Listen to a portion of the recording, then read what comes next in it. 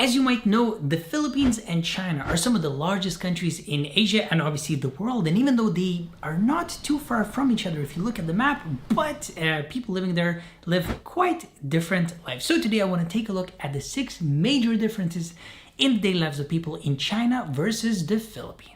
Sports. Sports have been popular in China forever, but in the last few decades, people have become even more passionate about practicing and watching their favorite sports. In recent years, running has become extremely popular in China, and 44% of sports practicing people in China put running as one of their main activities. They are also mad about table tennis and badminton and often dominate both sports on the world stage. In addition to that, the Chinese love basketball. In fact, they are the largest international market for the NBA. Just like the Chinese, Filipinos love basketball and it is one of the most popular recreational sports.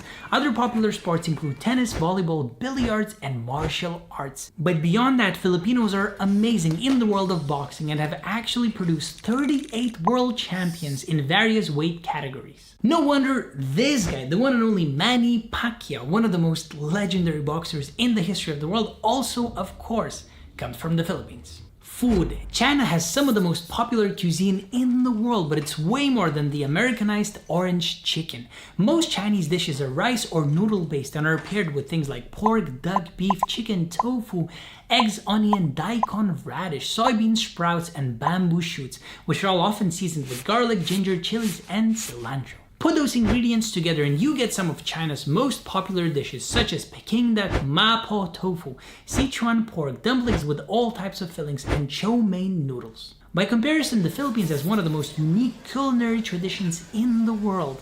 Their cuisine uses the fresh ingredients available to them on the islands to make dishes that have been influenced by Austronesian, Indian, American, Spanish, and even Chinese cuisines. Staple ingredients for Filipino food include rice, chicken, fish, pork, eggs, coconut, taro, ube, plantains, mangoes, and guava. Those ingredients come together to make dishes like adobo, sisig, arroz caldo, fish tinola, and kare-kare. When I was currency, China's currency is called the renminbi, but is more commonly known as the yuan. They have 8 banknotes that start as low as 0.10 and 0.50 yuan and go all the way up to 50 and 100 yuan.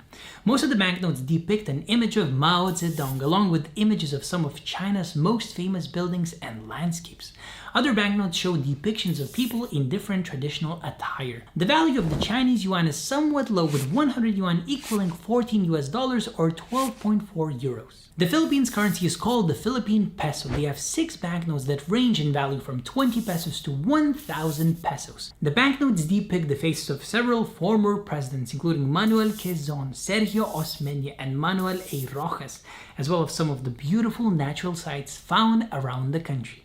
The value of the Philippine peso is lower than that of Chinese yuan, with 100 pesos equaling $2 or 1.77 euros. Work life. China has a very unique working culture, particularly in business. While the government mandates that people only work 8 hours per day, companies very often overlook that rule and schedule their employees for 12-hour shifts and offer no overtime pay.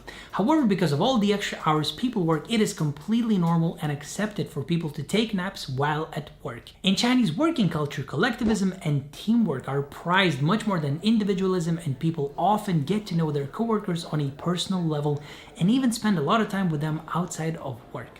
Also, in the world of business, networking is everything, and many people who work at a particular company got their job there because they knew someone inside the company. Filipinos are often ranked as being among the happiest, friendliest, and most hospitable in the world, so that naturally makes them wonderful co-workers. Unlike in China, where getting to know your colleagues can be seen as a necessity for potential opportunities to advance in one's career, Filipinos want to get to know their colleagues just because it's perfectly normal for people to have big get-togethers outside of work where they invite as many people as they can and share food. That friendliness also makes workplace confrontation very rare. If anyone cares about my opinion, I really prefer work cultures where people treat each other very kind and there's hardly any stress and everyone's just chilling and working at their own pace. So, the Philippines, way to go.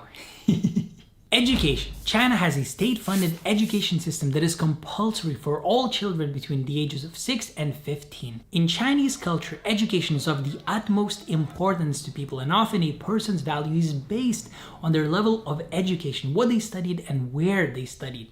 As a result of that, China's education system can be extremely competitive as students try to be the best in their class and get into the best universities. Not only that, China has the second highest number of acclaimed universities and is also the host of the second highest number of international students in the world as of 2018. By comparison, the Philippines has compulsory education for all children from the ages of 7 to 12 and operates on a 6-4-4 system. That means students attend 6 years of primary school, 4 years of secondary school, and 4 years of higher education, leaving students with a bachelor's degree. This system actually gives them one of the shortest school terms in the world. Classes are taught in both Tagalog and English, and in certain areas, one of 12 other indigenous languages. Man, I actually come from a country where all of us only speak one language, so I'm kind of jealous of people in countries like the Philippines where they learn their language plus English plus some local indigenous languages in different, islands or cities or whatever.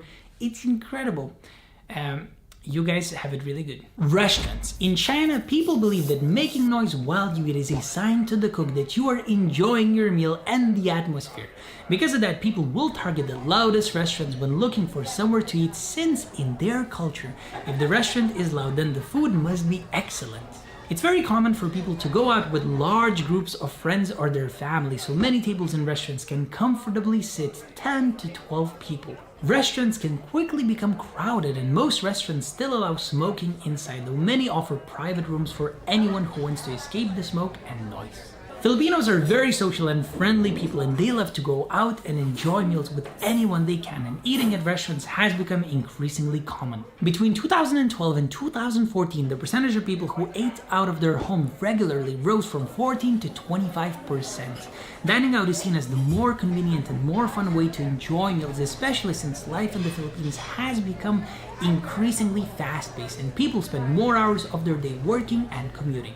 Oh yeah, when you go to any restaurant in China, people, always smack their lips and stuff. And for me being from Europe, that's the weirdest thing ever. Because to us, this is probably not very common. That being said, as you can see, even though these two countries are some of the largest countries in Asia and the world, they do have quite a few differences as well, which I think is really, really, really beautiful. Let me know what you thought about these differences in the comment section down below. Do you have anything to add? Thank you so much. See you next time.